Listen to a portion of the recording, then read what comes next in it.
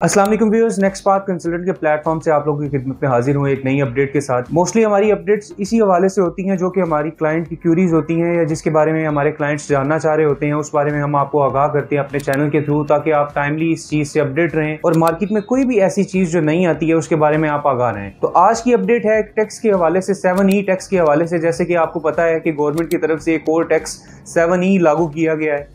अब ये लोगों की मोस्टली क्यूरीज थी और ये समझ नहीं आ रही थी कि ये टैक्स कहाँ पे लागू होता है और किस तरह से ये इम्प्लीमेंट होगा, किस प्रॉपर्टी पे इम्प्लीमेंट होगा। पहले तो आपको बता दूं कि ये टैक्स सेलर के लिए है, जो चीज सेल कर रहा होगा उसके लिए टैक्स होगा। जैसे कि पहले 236C दिया जाता था, अब इसके साथ एक और टैक्स जो है वो 7E इम्प्लीमेंट हुआ है। ये टैक्स किस पे इम्प्लीमेंट होगा, कितना इम्प्लीमेंट होगा, इसके बारे में हम आज डिस्कशन करने जा रहे हैं। ये टैक्स उन लोगों पे इम्प्लीमेंट होगा जिनकी प्रॉपर्टी 2.5 करोड़ तक है, और वो भी 2.5 करोड़ की प्रॉपर्टी में 1% होगा, जो कि ईयरली बेसिस पे होगा। पहले टैक्स इस तरह से लागू होता था कि कोई चीज बेच रहे हैं या सेल कर रहे हैं फिर उस पर टैक्स लागू होता था, लेकिन ये जो 7E टैक्स है ये ईयरली बेसिस पे है और ये हर उस प्रॉपर्टी पे लागू होगा जो कि 2.5 करोड़ की होगी और उसकी मार्केट वैल्यू को 1% होगा। ये ऐसी प्रॉपर्टी होगी जिसमें ईयरली बेसिस पे गेन आ रहा होगा। इसमें कुछ एग्जम्पशंस हैं, इन एग्जम्पशंस पे टैक्स लागू नहीं होगा। उन एग्जम्पशंस में हम डिटेल से डिस्कस करते हैं कि ये टैक्स किन लोगों पे लागू नहीं होगा या किस तरह से सर्टिफिकेट जनरेट करके हम इस टैक्स से बच सकते हैं। इन एग्जम्पशंस में हमने कैटेगराइज किया है, जिसमें हमारे पास पहली एग्जम्पशन ये आती है कि जिनके पास 2 से 3 प्लॉट हैं, दूसरे नंबर पे जो कोई रेंटल पर्पज के लिए यूज कर रहा है, तीसरे नंबर पे अगर हम बिजनेस पर्पज के लिए यूज कर रहे हैं, चौथे नंबर पे अगर हमारे पास कोई ओवरसीज है, पांचवें नंबर पे अगर कोई एग्रीकल्चर लैंड है, और छठे नंबर पे शोहदा के या कोई गवर्नमेंट की तरफ से प्लॉट अलॉट किए गए हैं, उनकी एग्जम्पशन है।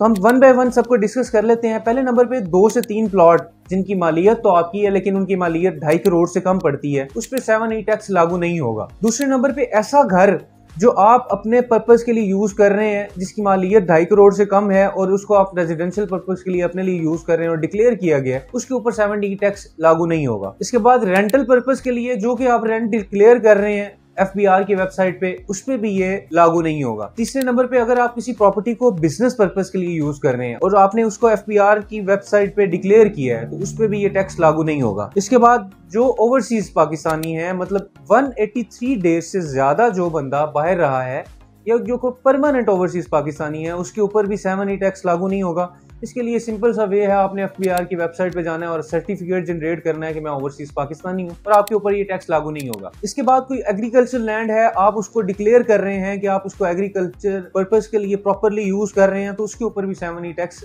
लागू नहीं होगा। इसके बाद जो गवर्नमेंट की तरफ से अलॉट किए गए हैं या फिर शोहदा के प्लॉट्स हैं, इसके ऊपर भी 7E टैक्स लागू नहीं होगा। किसी भी चीज की अगर आप सेल परचेज करना चाह रहे हैं या किसी भी किस्म के प्लॉट की ट्रांसफर की डिटेल लेना चाह रहे हैं, तो आप हमारे नीचे दिए गए नंबर पर राब्ता कर सकते हैं। हमारे नुमाइंदे 24/7 आपकी रहनुमाई के लिए मौजूद हैं। Thank you very much. अल्लाह हाफ़िज़।